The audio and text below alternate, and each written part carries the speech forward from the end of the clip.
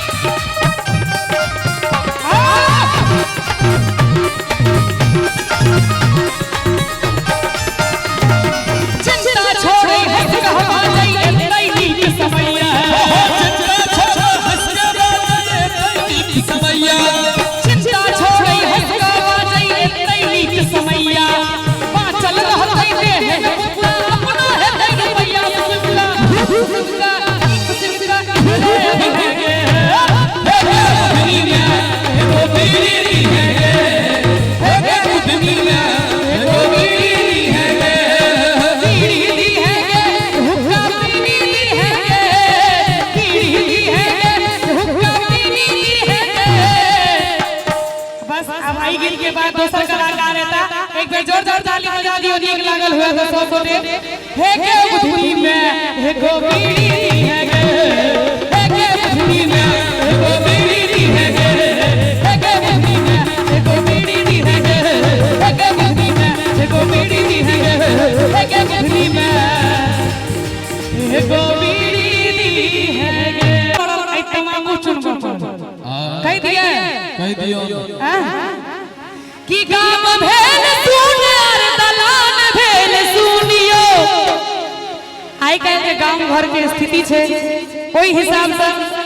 कि गाम भेल सुनियर दलान भेल सुनियो कता हेरा गेल तमाकुल अछूनियो कता हेरा गेल तमाकुल अछूनियो गाम भेल सुनियर दलान भेल सुनियो गाम भेल सुनियर दलान भेल सुनियो कता हेरा गेल तमाकुल अछूनियो कता हेरा गेल तमाकुल अछूनियो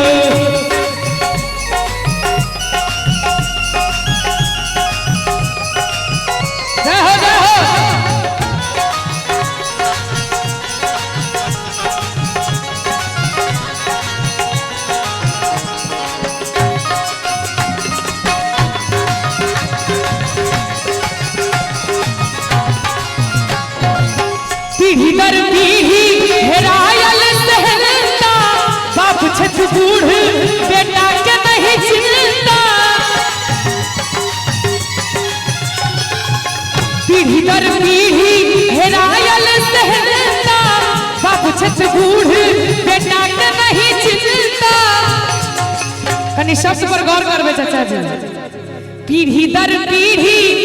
हेरायल सहनता बाप छठ बूढ़ बेटा के नहीं चिंता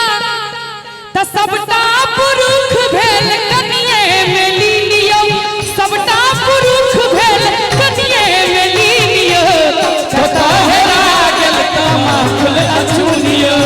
कता हेरा गेल तमाकुल अछूनियो काम भेल सुनियर दलान भेल सुनियो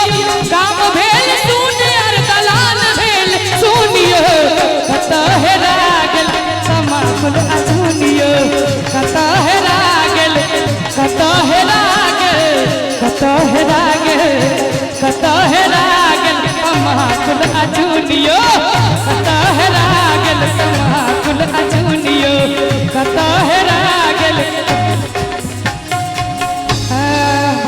दियो तो